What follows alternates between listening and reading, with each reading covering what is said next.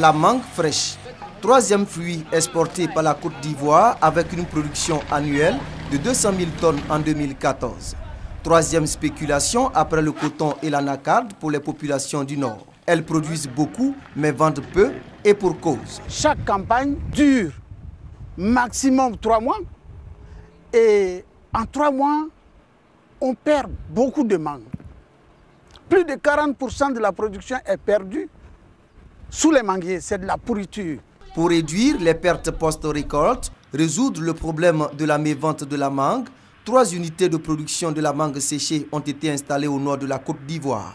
C'est un projet initié par le Fonds interprofessionnel pour la recherche et le conseil agricole FIRCA et financé par le Programme de productivité agricole en Afrique de l'Ouest PPAO-WAP et la Banque mondiale. Coût des unités de production, environ 100 millions de francs CFA. Chaque unité peut produire jusqu'à 15 tonnes par saison, environ 4 mois. Donc on a une capacité d'environ 50 tonnes. Sur les 200 000 tonnes que produit la Côte d'Ivoire en mangue, vous voyez qu'il y a de la place pour faire vraiment un travail très intéressant. Premier bénéficiaire du projet de production de la mangue séchée, les producteurs du Nord. La zone fournit 90% des mangues exportées. Je partais à Abidjan avant, mais on m'a dit qu'il y a une usine ici, eux ils payent mangue. Le chargement à Abidjan, on fait une semaine. Quand tu envoies ici, là, c'est bon plus que pour Abidjan. Vraiment, ça va. Avec l'usine, on s'en sort. On n'a plus de mangue pourrie sous les manguiers. En plus des 3 unités installées par le gouvernement à Ferke-Sédougou, Bondiali et Korogo dans le cadre du projet pilote, 2 autres entreprises ont été créées par des privés, soit au total 5 structures de production de mangue séchée. Mais les producteurs en demandent davantage. 2 unités ou 3 unités, ce serait encore mieux. Étant donné la quantité de production que nous avons, il serait bien que nous fassions peut-être le nectar de mangue, la confiture de mangue, pourquoi pas le jus de mangue. Alors si nous avons tout cela, en plus de la mangue séchée, vous allez voir que la mangue va manquer et ça va inciter davantage beaucoup de producteurs. D'où l'appel des responsables du FIRCA aux opérateurs économiques. Toutes ces actions que le FIRCA a menées à travers donc, le PPAO-WAP, c'était de montrer aux opérateurs du secteur privé qu'il y avait une possibilité pour une quantité importante de mangue d'être transformée. Donc un message est lancé aux opérateurs pour pouvoir prendre le relais de cette action pilote qui a été menée.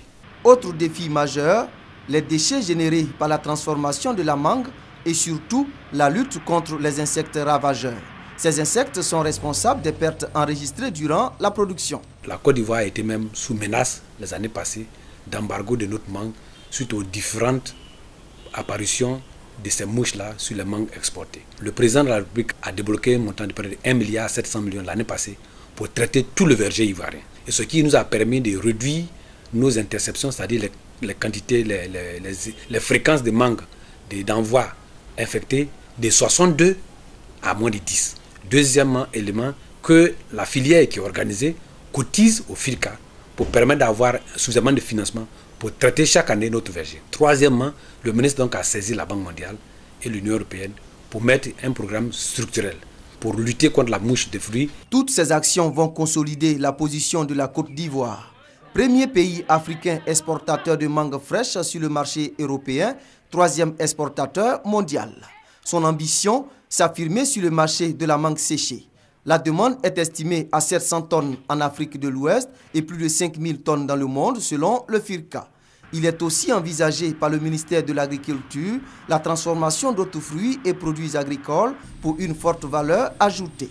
Seulement 20% de la production nationale agricole sont transformés. La politique nationale au niveau du ministère de l'Agriculture, c'est de produire et de transformer maintenant le maximum de nos produits sur place en Côte d'Ivoire, créer de la richesse et réduire la pauvreté.